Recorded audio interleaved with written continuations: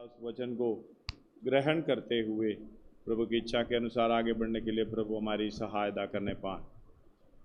प्रभु महान है, हालेलुया। हमें हर बात में अगुवाई करता है, उसकी अगुवाई के अनुसार अपना जीवन को आगे बढ़ाने के लिए प्रभु हालेलुया हमें मौका देता है। उस मौके को हम अनुभव करते हुए, जैसे हमने गाया है, आज का दिन यहोवा ने बनाया है, इसके हालेलुया ये आज का दिन हमें देने का ये परमेश्वर का उद्देश्य है। जितना हमें करना चाहिए हालेलुया हमारी वर्तमान को ठीक करें, ताकि हमारी भूतकाल जब सही हो जाए और भविष्य भी उसके अनुसार आगे मिल जाए। जब वर्तमान ठीक करेगा तो उनका हालेलुया भूतकाल हमेशा सही रहता है, कोई काम पेंडिंग नहीं रखता। वचन के अनुसार चलने के लिए प्रभु हमारी सहायता करने पाए। आज हालेलुया वचन के अनुसार हम अपने आप को समर्पण करते हुए प्रार्थना के साथ प्रभु के चरणों में उपस्थित रहें। हम पिछले दिनों में हम पृथ्वी में आने का उद्देश्य और प्रभु हमें क्यों इधर लेके आया है और परमेश्वर की पहचान सब कुछ हमारी ऊपर जो परमेश्वर ने किया हुआ योजना, उस बात को समझने के लिए मदद सहायता मिला था। धन्यवाद हो। और जैसे हालेलुया प्रचार करते समय पत्रोस खड़े होकर 11 लोगों के साथ प्रेरितों के काम 2 अध्याय में प्रचार करते हुए हालेलुया सारे बात जब बता दिया है, जो यहूदी लोग ने खड़े होकर एक साथ कहने लगे, ये पुरुष हालेलुया ये भाइयों हम क्या करें। धन्यवाद हो। पढ़िएगा वो प्रेरितों का काम 2 अध्याय उसका 36, 37, 38। अतः इस्राएल का सारा घराना निश्चित रूप से जान ले कि परमेश्वर ने उस यीशु को जिसे तुमने क्रूस पर चढ़ाया प्रभु भी ठहराया और मसीह भी। तब सुनने वालों के हृदय चिढ़ गए और वे पत्रोस और शेष प्रेरितों से पूछने लगे, हे भाइयों हम क्या करें, हम क्या कहें। पत्रोस ने उनसे कहा, मन फिराओ और तुम में से हर एक अपने अपने पापों की क्षमा के लिए यीशु मसीह के नाम से बपतिस्मा ले, तो तुम पवित्र आत्मा का दान पाओगे। हालेलुया। मन फिराओ, हम क्या करेंगे करके सवाल के ऊपर पत्रोस बता रहा है, तुम अपने आप को समर्पण करना है। जैसे तुम चल रहे हो उसी के अनुसार चलेगा तो नरक में सीधा जाओगे। इसका मतलब मन फिराना। मन फिराने का मतलब अपनी गलतियों से, अपने पापों से जो आप चल रहा है वो रास्ता ठीक नहीं है, अपने आप को यू टर्न करके मतलब बिल्कुल वापस आना है। हम परमेश्वर को छोड़कर अपने मर्जी के अनुसार आगे बढ़ते जा रहे हैं, पाप के अधीन जा रहे हैं। तो उस बात को समझना, जो व्यक्ति खतरे का जब मालूम उनको पता चलता है मैं खतरा में हूँ, तो उनके हालेलुया सामने कोई रास्ता नहीं दिख रहा है, वो खुद को बचाने का कोई प्रोग्राम नहीं दिख रहा है, तभी तो हालेलुया उनके मन में ये सवाल आता है। वो पढ़िएगा 37 और 38। तब सुनने वाले के हृदय चिढ़ गए। सुनने वाले के हृदय चिढ़ गए मतलब मैंने बहुत कुछ ऐसे पाप किया है, गलत किया है, अभी मुझे उसमें से बचना होगा। और वे पत्रोस और शेष प्रेरितों से पूछने लगे, हे भाइयों हम क्या करें, मुझे क्या करना होगा, हमें क्या करना होगा इसमें से छुड़ाने के लिए। और आगे कहा, पत्रोस ने कहा मन फिराओ और तुम में से हर एक अपने अपने पापों की क्षमा के लिए यीशु मसीह के नाम से बपतिस्मा ले, तो तुम पवित्र आत्मा का दान पाओगे। हालेलुया। और मन फिराव का 3 तल हमने इस बारे में सीखा है। पहले मन फिराना है पानी में से और पवित्र आत्मा के द्वारा, मतलब अपना जो पाप की रास्ता मार्ग छोड़ना है। कई लोग बताते हुए सहता मैं तो गलती नहीं कर रहा हूँ, हालेलुया पाप नहीं कर रहा हूँ, तो मुझे कौन सा मन फिराना है। तो हालेलुया हम पाप करने से पापी नहीं है, पाप में जन्म लेने से पापी है, इसलिए उस पाप के अंदर जो पड़े हुए अवस्था से हमें मुड़ कर आना है। वो कोई मनुष्य दूसरे को नहीं बचा सकता, क्योंकि सब पाप के अधीन हो गए, सबको पाप के अधीन कर दिया है।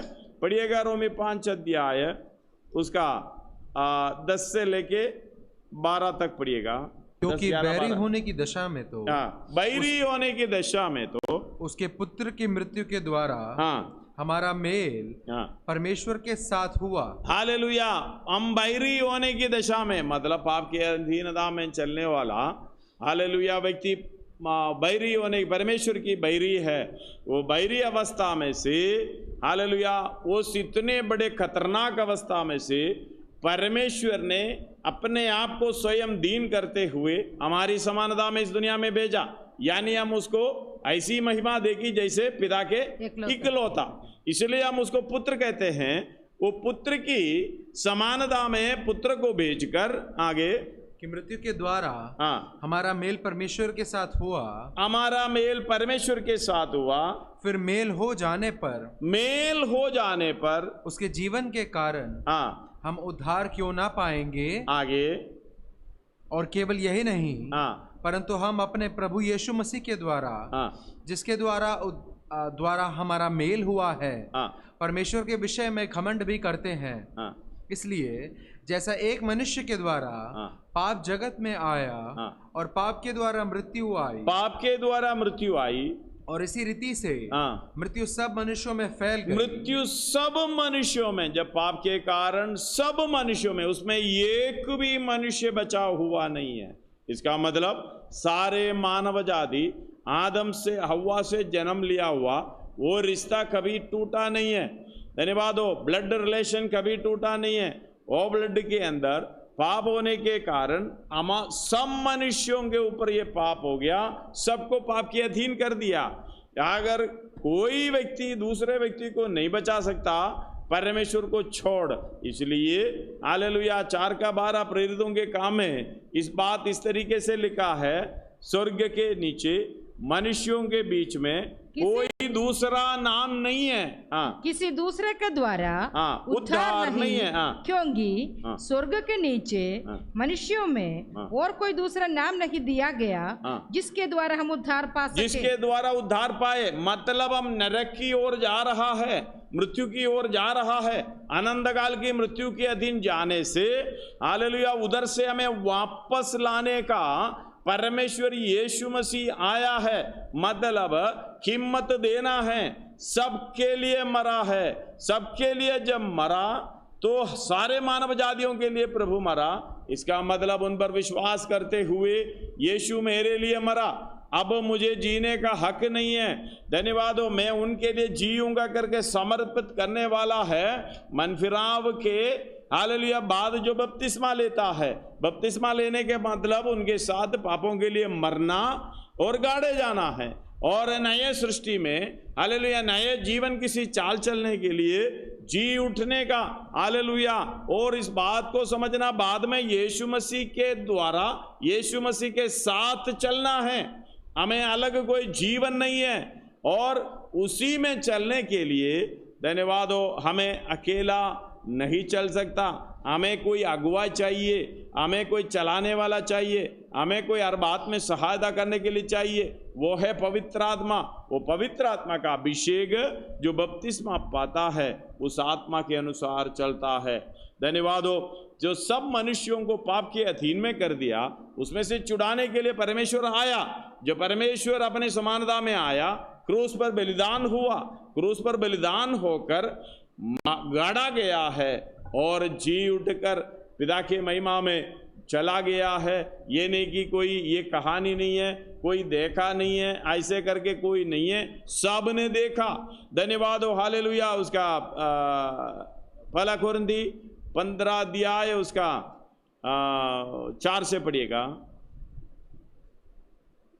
और 2 से पढ़ो, आपको समझ में आ जाएगा। उसी के द्वारा तुम्हारा उद्धार भी होता है, यदि उस सुसमाचार को जो मैंने तुम्हें सुनाया था स्मरण रखते हो, नहीं तो तुम्हारा विश्वास करना व्यर्थ हुआ। व्यर्थ हुआ। इसी कारण मैंने सबसे पहले तुम्हें वही बात पहुंचा दी जो मुझे पहुंची थी। पौलुस बता रहा है तुम्हें पहुंचा दी, मुझे जो पहुंची थी, कि पवित्र शास्त्र के वचन के अनुसार, पवित्र शास्त्र की वचन के अनुसार ऐसा कोई व्यक्ति इस दुनिया में नहीं आया जो पहले ये काम करेगा, ऐसे आएगा, वैसे आएगा, जहां मतलब इस जगह पे आएगा, किसी को कोई पता नहीं है।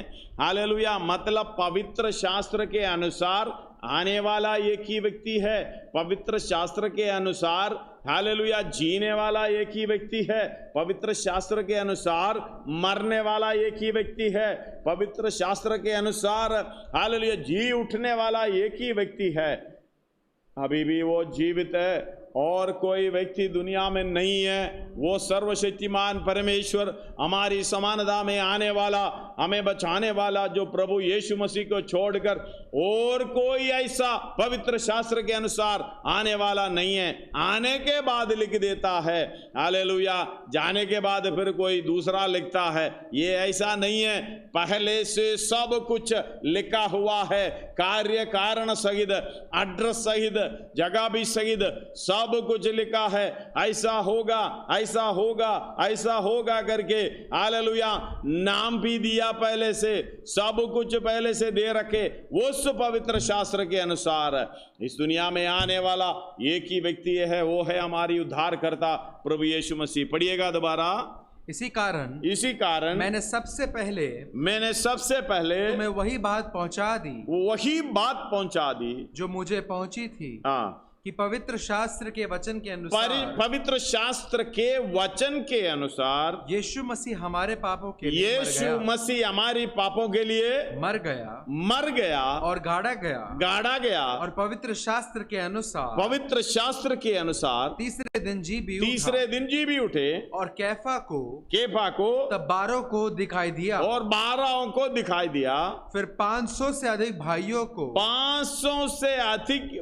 को एक साथ दिखाई दिया, जिनमें से बहुतेरे अब तक वर्तमान है। अब तक जो लिखने के समय पर वर्तमान है, पर कितने सो गए। आगे फिर याकूब को दिखाई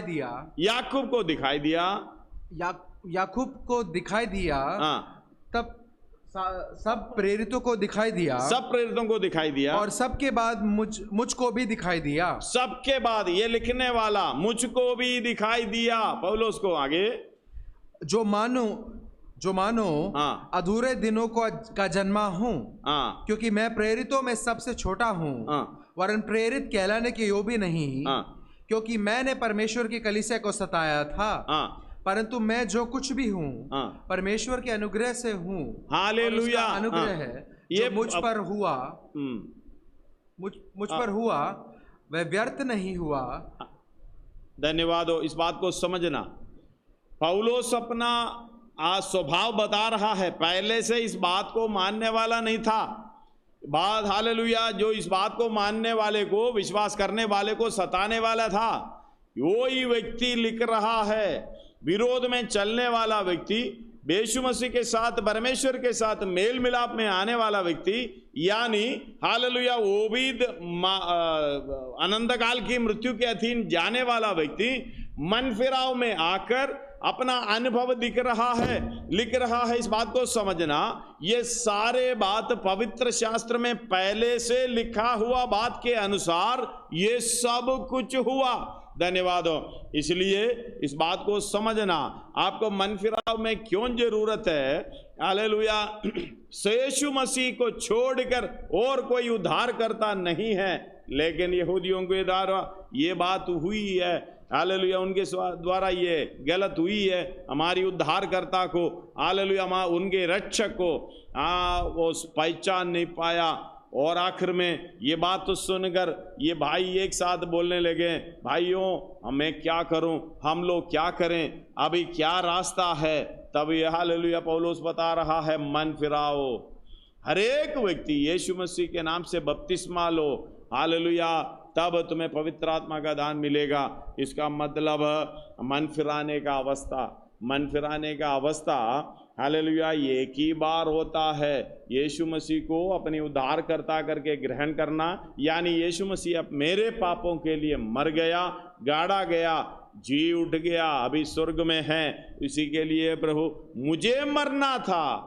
मुझे हालेलुया जीने का हक नहीं है, यीशु मसीह मेरे लिए मरा है। तभी ये पहचान जब आता है, अपने आप को बपतिस्मा के द्वारा समर्पण करता है, नए जीवन की सी चाल चलना, पुरानी जीवन की सी चाल नहीं है, नए जीवन की सी चाल चलना। हमें मालूम है हालेलुया दूसरा कोरिन्थी 5 अध्याय उसका 17वां वचन में ये लिखा है,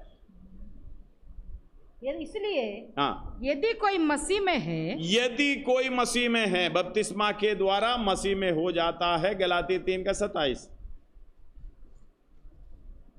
गलातियों की पत्री 3 का, और तुम में से जितनों ने मसीह में बपतिस्मा लिया है, मसीह में बपतिस्मा लिया, मसीह को पहन लिया, मसीह को पहन लिया। मतलब वही चाल चलन करने के लिए, जैसे हम स्कूल में ज्वाइन करता है, स्कूल में जब हमें हालेलुया यूनिफॉर्म मिलती है, यूनिफॉर्म इसलिए डालते हैं हालेलुया सीखना है, कोई भी क्लास का में हो, कोई सिखाने वाली बात सीखना है, उसके अनुसार चलना है। ऐसे ही बपतिस्मा जो लिया है हालेलुया मसीह को पहन लिया। जब मसीह को पहन लिया तो मसीह का चाल चलन, मसीह का जीवन हमारे द्वारा होना है। इसलिए बपतिस्मा के द्वारा ये काम होता है। इसलिए जो मसीह में है, अभी यदि कोई मसीह में है, यदि कोई मसीह में तो है, नई सृष्टि है, नई सृष्टि। पुरानी बातें बीत गई। पुरानी बात क्या है? पाप में चलने का। पुरानी बात क्या है? आज्ञा के अनुसार नहीं चलने का। पुरानी बात क्या है? अपने स्वभाव के अनुसार चलना। नया सृष्टि का मतलब यीशु मसीह की इच्छा के अनुसार चलना।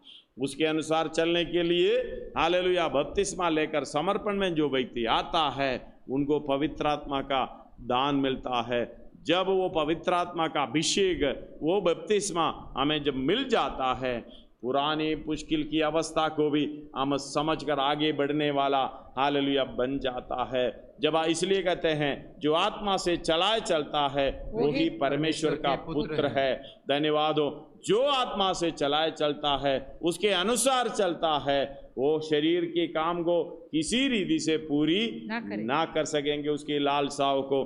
तब ये बात को समझना है, हमारी जीवन की सी चाल हालेलुया, नए जीवन की सी चाल सही तरीके से चल रहा है, आत्मा के अनुसार चल रहा है, नहीं चल रहा है। पिछले दिनों में इस बात को समझने के लिए प्रभु ने सहायता किया है। इसलिए एक और बात हालेलुया मैं बताकर हालेलुया आज का वचन में बंद करना चाहता हूं। पहला थिस्सलुनी हमने पढ़े हैं 5 अध्याय उसका 6वां आयत पढ़िएगा।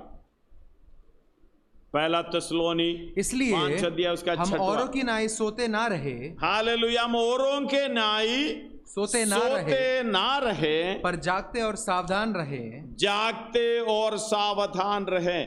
इस बात को समझना, हम जब मनफिराव की अवस्था में आए, बपतिस्मा पा लिया है, पवित्र आत्मा का अभिषेक पा लिया है, तो हमें इस बात को बराबर समझना है हमारी चाल चलन कैसा है, हम कैसे चलते हैं। चाहे हम सोते रहते हैं, सोने का मतलब आत्मा के अनुसार जो चलना चाहिए, जो काम हमें करना चाहिए वो नहीं कर रहा है। सोने वाला हालेलुया अंधकार में है, जागने वाला ज्योति में है। ज्योति में है इसका मतलब उधर कुछ काम हो रहा है। अंधकार में होने का मतलब है उधर कोई काम नहीं हो रहा है, सोने का काम हो रहा है। इसलिए इधर लिख रहा है, पढ़िएगा दोबारा।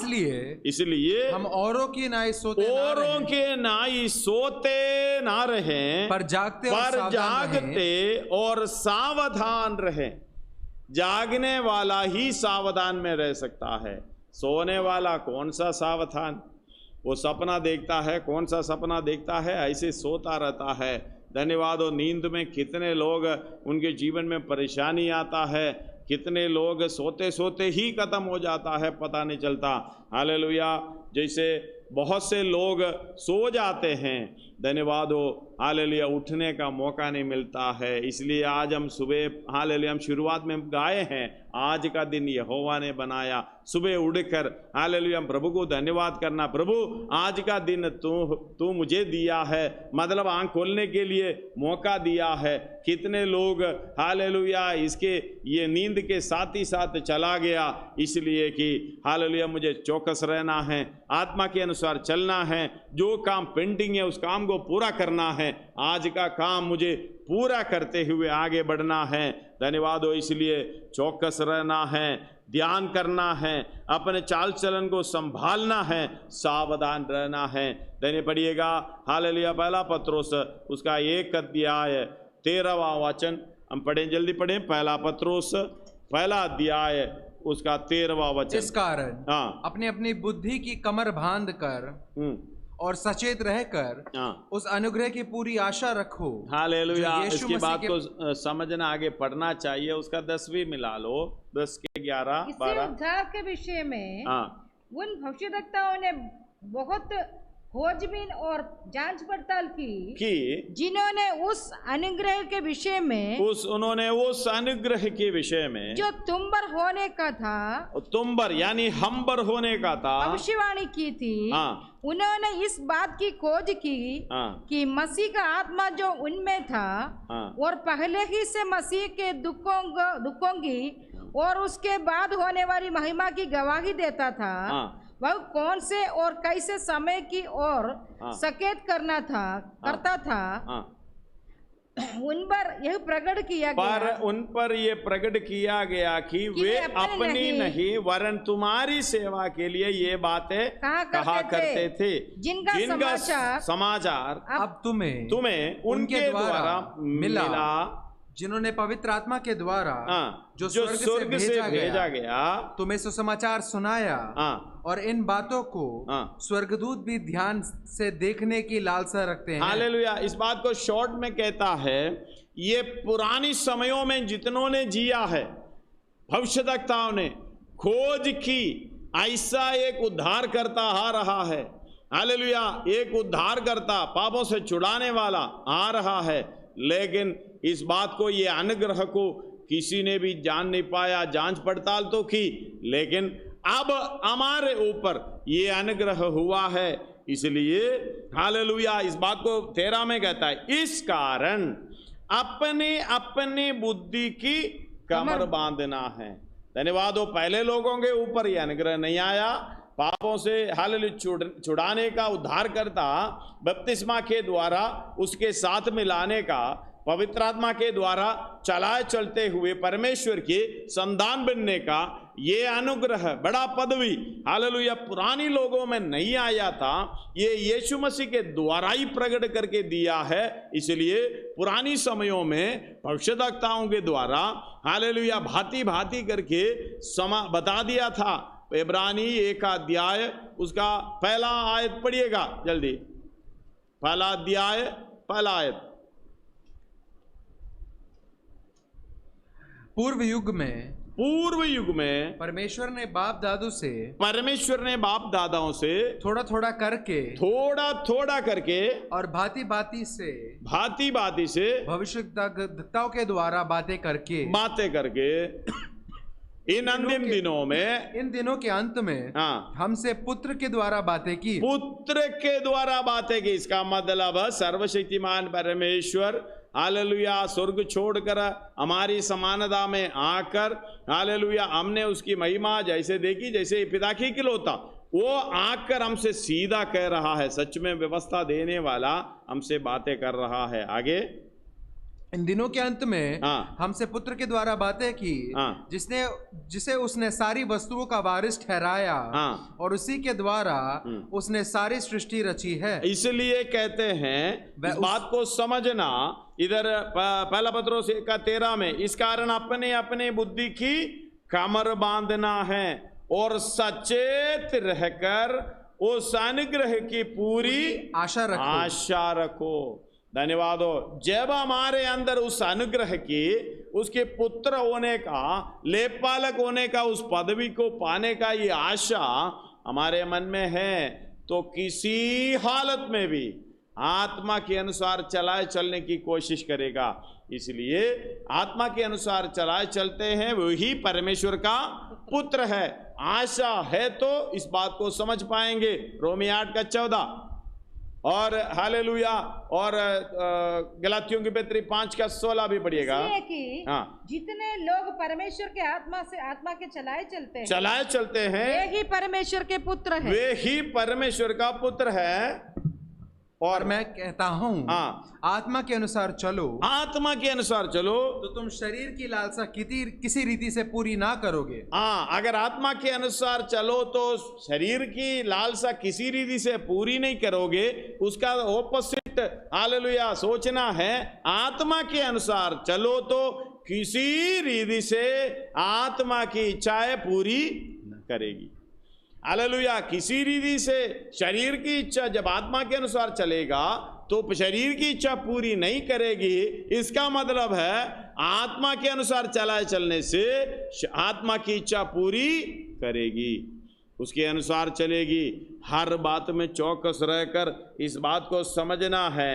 हालेलुया, 14 में इसलिए कहता है जो आशा रखो, 13 अनुग्रह की पूरी आशा रखो जो यीशु मसीह के प्रकट होने के समय में तुम पर मिलने वाला है, तुम्हें मिलने वाला है। और उसका 14 और आज्ञाकारी बालकों के न्याय अपने अज्ञानता के समय की पुरानी अभिलाषाओं के सदृश ना बनो।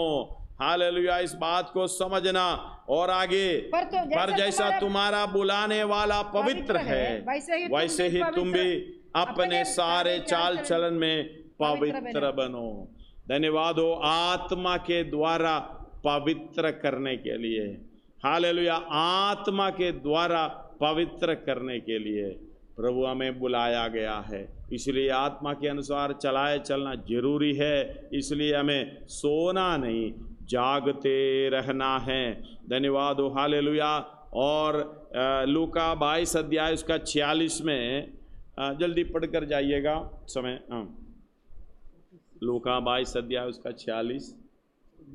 उठो, हाँ, प्रार्थना करो, उठो प्रार्थना करो कि परीक्षा में ना पड़ो, परीक्षा में ना पड़ो। ऐसे सोता रहेगा तो क्या करेगा? अंधकार की है, परीक्षा में पड़ोगे। इसलिए कहते हैं उठो। हालेलुया, जागते रहना है। अगर सोते रहेगो परीक्षा में पड़ेगा, और जागते रहना है। हालेलुया, परमेश्वर की इच्छा के अनुसार चलना है। रोमी 13 अध्याय उसका 11 से 14 तक पढ़िएगा। रोमी 11 अध्याय उसका 13 अध्याय 11 से 14 तक।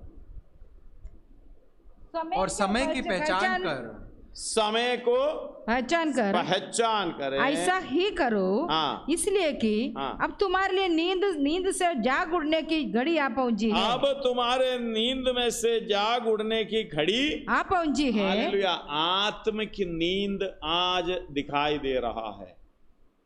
क्या करूं, जाना है नहीं जाना है, प्रार्थना करना है नहीं करना है, भजन पढ़ना है नहीं पढ़ना है, उसके अनुसार चलना है नहीं चलना है। सुस्त, हालेलुया, एकदम थका हुआ दिखाई देता है। ठीक है जी, क्या करें? ऐसी अवस्था में घर के अंदर भी ऐसे, बाहर भी ऐसे ही हालेलुया सुस्त दिखाई दे रहा है। कुछ काम ठीक से नहीं कर पा रहा है, कुछ बातें भी ठीक से नहीं बोल पा रहा है। हालेलुया, इस बात को समझना, इसका मतलब आप नींद में हैं, आप नींद में हैं। एक और बार पढ़िएगा, समय को पहचान कर ऐसा ही करो। हाँ, इसलिए कि अब तुम्हारे लिए नींद से जाग उड़ने की घड़ी आ पहुंची है। क्योंकि जिस समय हमने विश्वास किया था, उस समय के विचार से अब हमारा उद्धार निकट है। हमारा यानी तुम्हारा उद्धार निकट है। रात बहुत जैसे हालेलुया, बात को समझना। पहले हम सोच रखा था बहुत दूर है, लेकिन हम सोते रहने के कारण ये समय जल्दी हमारे नजदीक आ पहुंचा है। धन्यवाद हो। सोने वाले दो हैं, एक तो पक्का सोता है, उसको जगाना बड़ा जल्दी है। धन्यवाद हो। जो सच में सोता रहता है उनको कोई भी एक ही शब्द सुनकर या थोड़ा सा बुलाकर, हाथ लगाकर बुलाने से जाग जाता है। इसमें दूसरा एक ग्रुप है, सोता है लेकिन वो सोता नहीं है, वो जागा हुआ अंदर से, क्योंकि वो काम करना नहीं चाहता। हालेलुया। वो सोने का एक्ट करता है, नाटक करता है, उसको कभी भी जगा नहीं सकोगे। कितना भी वचन सुनाओ, कितना भी प्रार्थना करो, कितना भी बोलते रहो, वो ऐसा ही रहेगा, ऐसा ही रहेगा, ऐसा ही रहेगा। आदत बना दिया। जागने वाले को एक बात, हालेलुया, सोने वाले को एक बार उसको जगा दो, वो जाग जाएगा। लेकिन सोने का नाटक करने वाला आजकल तो इतना है, कलीसिया में चारों तरफ दिखाई दे रहा है, आत्मिक का ढोंग हालेलुया कर रहा है। हम जागा हुआ है जी, हम सोया हुआ है जी। धन्यवाद हो।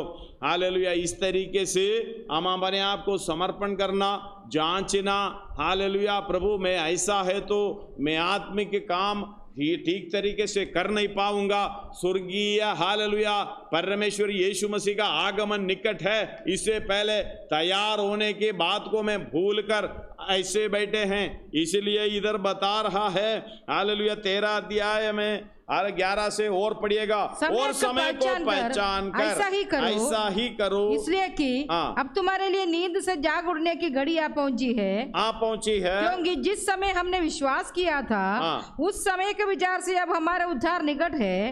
रात बहुत बीत गई है, रात बहुत बीत गई है, और दिन निकलने पर है, दिन निकलने पर है। इसलिए हम अंधकार के कामों को त्याग कर, इसलिए हम अंधकार के कामों को त्याग कर ज्योति के हथियार बांध ले, ज्योति के हथियार बांध ले। आगे, जैसा दिन को शोभा देता है, जैसा दिन को शोभा देता है, वैसे ही हम सीधी चाल चले, ना कि लीला क्रीड़ा और एकड़पन में, ना विचार और लुचपन में, और ना झगड़े और दाव में, वरन प्रभु यीशु मसीह को पहन लो, और शरीर की अभिलाषाओं को पूरा करने का उपाय ना करो। हालेलुया। शरीर की अभिलाषाओं को पूरा करने का उपाय, यही तो हो रहा है आजकल।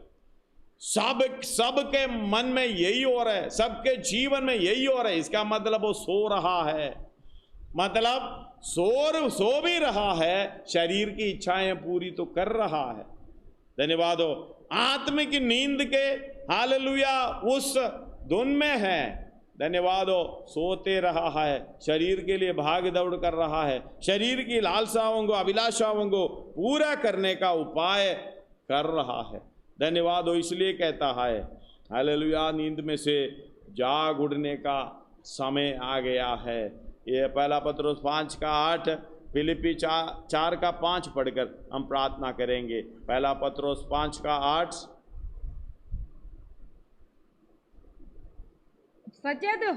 सचेत रहो और जागते रहो, क्योंकि तुम्हारा विरोधी शैतान, तुम्हारा विरोधी, हालेलुया, परमेश्वर का विरोधी नहीं है, ये शैतान तुम्हारा विरोधी है। तुम्हारा विरोधी शैतान गर्जने वाला सिंह के समान इस खोज में रहता है, कि किसको फाड़ खाए। विश्वास में दृढ़ होकर, हालेलुया, विश्वास में दृढ़ होकर, और यह जानकर उसका सामना करो कि तुम्हारे भाई जो संसार में है ऐसे ही दुख सह रहे।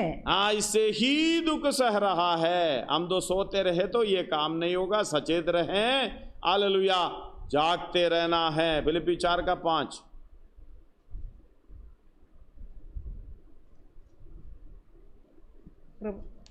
तुम्हारी कोमलता सब मनुष्यों में प्रकट हो। इसका मतलब आत्मा के अनुसार चलते हैं। आपकी कोमलता दूसरे मनुष्यों को दिखाई पड़ना चाहिए प्रकट रूप से। आपके विषय में कोई दूसरे तरीके से ना बोलने पाए। और इस बात को समझना, सच्चाई की पीछा करो, दाएं बाएं मत देखो, कुछ भी नुकसान हो जाए। शारीरिक अभिलाषाओं को पूरा मत करो, आत्मिक उन्माद में रहो। हालेलुया, आत्मिक बातों को करने के लिए चौकस रहो, अपने आप को बचाते रहो, सचेत रहो।